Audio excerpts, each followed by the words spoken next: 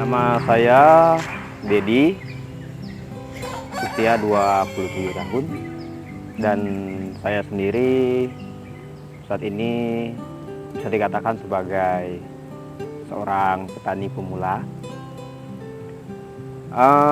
Ada juga yang menjuluki bahwa saya itu adalah petani muda yang sedang naik daun.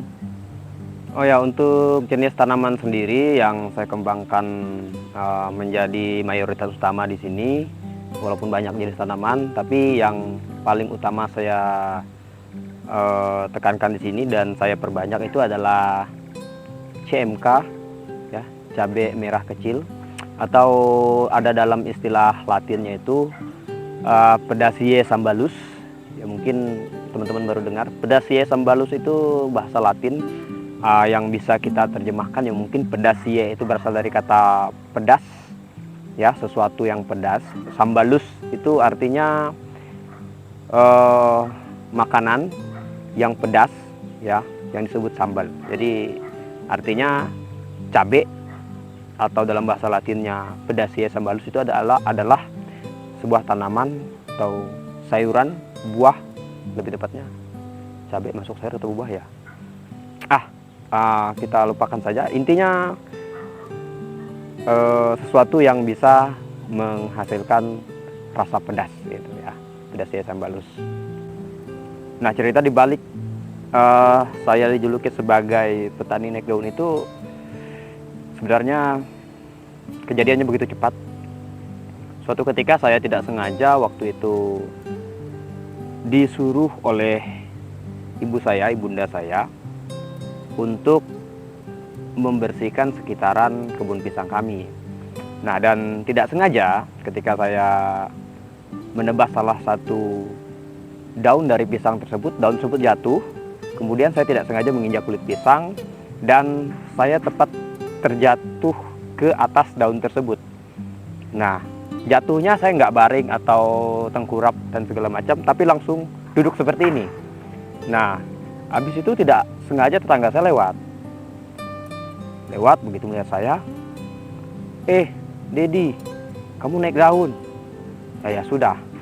Jadi sederhananya seperti itu ceritanya. Kemudian walaupun masih sangat baru sekali, masih sangat newbie banget, saya menekuni dunia pertanian ini. Selain dapat julukan sebagai petani muda naik daun, saya juga terkenal dengan konsep bertani ramah lingkungan, ya, karena kan mungkin sejumlah orang awam mungkin asing dengan konsep ini, tapi bagi para petani sebenarnya ini adalah konsep yang setiap petani mungkin mempunyai caranya tersendiri. Nah, saya itu menerapkan konsep bertani ramah lingkungan. Gampang sekali sih kalau menurut saya, walaupun masih newbie, untuk menjadi seorang petani yang bisa menerapkan konsep ramah lingkungan dengan baik. Itu saya biasanya setiap kali datang ke kebun atau ketika lewat kebun orang maupun kebun siapa, ketika melihat tanaman itu selalu saya sapa dengan ramah, sapa dengan senyuman. Biasanya saya salami daun-daunnya, dan biasanya saya juga ya kasih tos-tos dikit untuk tanaman yang ada, entah itu tanaman kacang, cabai. Kemudian untuk ramah lingkungan berikutnya, kita harus selalu ceria ya. Setiap kali datang ke kebun, kita tidak boleh memasang muka yang muram, harus ceria. Karena aura kita akan membawa tanaman-tanaman ini, itu nanti akan ikut, entahkah dia tumbuh dengan bahagia, dengan ceria, atau dia malah lusuh dan layu. Jadi untuk konsep ramah lingkungan ya kira-kira gambarannya seperti itu. Tidak muluk-muluk, tidak terlalu ribet lah. Kalau ditanya pernah gagal atau tidak, ya meskipun sangat baru dan baru mencoba, Jujur saja untuk memperjuangkan lahan yang saya miliki ini, saya sempat sampai gulung tikar ya. Sempat sampai gulung tikar di sini. Habis digulung tikarnya saya simpan karena kebetulan waktu itu mama saya lagi jemur padi di sini. Jadi karena ini sudah saya siangi dan lapang, mama saya gunakan untuk menjemur padi.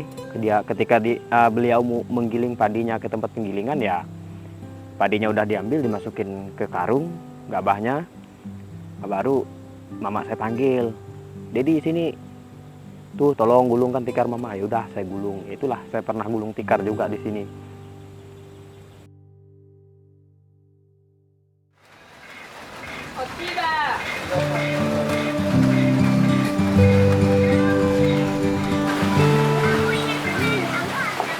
Kalau berbicara untuk sumber modal, untuk saat ini jujur saja satu-satunya sumber modal yang saya gunakan dan saya kembangkan untuk membangun kebun yang sederhana ini ya, mini kebun, itu salah satu-satunya adalah ATM yang saya miliki, yaitu ajuan tunai mama. Jadi saya selalu minta uang tunai ke mama saya untuk membiayai semua ini. Saya datang ke beliau, saya sungkem, saya cium tangannya, saya pasang muka melas. Kalau tidak tahu muka melas tuh muka kasihan gitu loh. Jadi udah duit. Kira-kira seperti itu. Cuma jangan keras-keras, nanti ibu saya dengar. Jadi itulah ATM ya, ajuan tunai umat. Ajuan tunai mama. Uma itu bahasa kampung kami. Dan ya puji Tuhan, dengan modal seadanya yang beliau berikan, saya tidak bisa sebut nominalnya karena sebagian sudah saya pergunakan untuk beli voucher agar saya bisa WhatsAppan dengan teman-teman, buka Facebook ya. Saya biasa video call dengan teman-teman saya. Saya rindu juga teman-teman di kota ya kan, karena maklum lah saya baru newbie, baru beberapa bulan ini di kampung. Mungkin itu untuk sumber modalnya. Semoga bisa menjawab ya. Tidak ada sumber modal lain, sumber dana lain selain ATM, ajuan tunai mama. Untuk tips perawatan pemupukan maupun penyiraman untuk nutrisi tanaman ya. Kalau di kebun saya ini kan ada beberapa jenis tanaman ya, walaupun skalanya kecil sekali, tapi saya yakin dengan skala yang kecil ini jika dilakukan dengan benar, minimal nanti untuk hasil itu adalah bonus. Ketika hasil berlimpah, hasil panen berlimpah itu merupakan bonus. Tapi target yang paling realistis menurut saya adalah minimal nanti saya tidak membeli.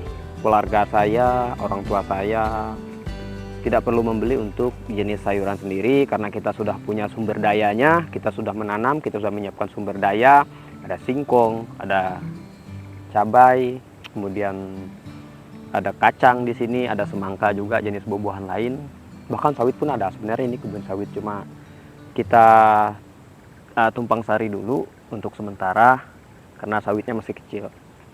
Oh ya, kembali lagi untuk pemupukan, kita menggunakan pupuk organik, pure organik. Saya tidak menggunakan pupuk kimia sedikit pun. Kita di sini menggunakan mungkin jarang orang tahu ya, untuk abu dan arang dari kayu ulin, atau kalau di sini nyebutnya kayu tebelian lah. Kayu ulin itu bagus juga. Cuma untuk di sini saya belum pasang. Saya baru pasang arangnya itu di tanaman yang di sana yang masih dalam polybag penyemaian. Untuk di sini sendiri saya menggunakan sekam bakar, kemudian saya campur dengan kohe ayam, kotoran hewan ya, kohe ayam. Nah, yang paling penting adalah penyiraman. Karena kalau musim hujan ya mungkin kita tidak terlalu khawatir, tapi paling khawatirnya mungkin ya penyakit dan segala macamnya. Cuma kalau musim kemarau itu kita harus rutin melakukan penyiraman. Dan untuk di kebun saya sendiri, untuk penyiraman itu saya biasanya melakukan penyiraman ya 2 kali sehari, pagi dan sore. Dan rahasia penyiraman yang satu yang mungkin saya belum pernah ceritakan ke siapapun dan tidak pernah dipraktekkan oleh petani manapun. Rahasia penyiraman utama saya adalah tanaman saya di sini saya siram menggunakan siraman rohani. Ya, tokoh agama saya undang. Kalau mereka tidak bisa datang, ya saya sendiri praktek. Saya kasih ceramah ke tanaman ini, saya kasih siraman kolbu, siram rohani, saya kasih pencerahan sehingga nanti mereka tumbuhnya lebih semangat, ya. Nanti buahnya juga sehat. Dan kedepannya harapan kita semoga tanaman-tanaman kita ini menjadi tanaman yang ya soleh dan soleha. Ketika nanti mereka musim perkawinan berbuah, mereka menjadi rumah tangga tanaman yang sakinah, mawadah, marohmah. Aduh, nyamuk. Ya, itu rahasianya, siraman rohani. Untuk suka duka sendiri dalam menjadi petani sebagai seorang pemula, ya mungkin karena ini kan baru berjalan ya, belum lama. Untuk sementara suka duka yang saya rasakan itu adalah sukanya ya happy, dukanya ya sedih, ya gitu aja. Kemudian untuk pesan dan kesannya untuk generasi muda, menurut saya jangan pernah malu apapun profesi kamu, selagi itu bisa menghasilkan, selagi itu produktif, dan tidak peduli kalau di awal sesuai passion atau tidak. Intinya kamu bisa menjalankannya dengan bahagia, kamu bisa menjalankannya dengan happy. Untuk memenangkan kehidupan, yang saya tahu adalah yang pertama kamu harus tenangkan diri kamu dulu, senangkan diri kamu, lalu kemenangan akan mengikuti dengan sendirinya. Mungkin itu saja dari saya, dan harapannya semoga lebih banyak lagi petani-petani muda di Indonesia, lebih banyak lagi petani-petani yang semangat untuk ketahanan pangan kita. Ingat, kita itu adalah generasi penerus, jadi apapun lakukan saja selagi itu baik dan berdampak positif bagi diri kita, keluarga, dan lingkungan sekitar.